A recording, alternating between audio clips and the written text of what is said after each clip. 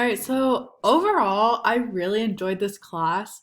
It was definitely challenging, very challenging, and at times pushed me to my limits, but I really feel like I grew both creatively and with my technology skills. I had none coming in, and now have so many tools under my belt that I can use when I go to teach. Um, I also appreciated how this class kind of gave me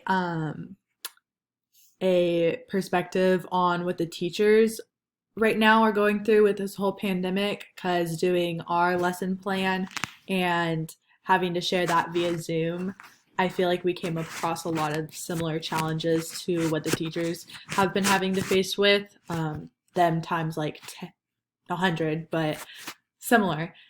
And so it kind of gave me a more perspective on that and more understanding for them and everything, and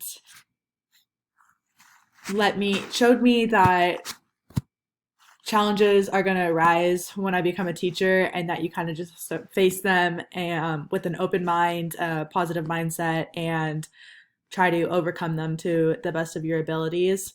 Again, overall, I saw growth in myself and my mindset and my skills, and had fun conquering the different challenges. So, thank you for a great semester, and I will see you guys later.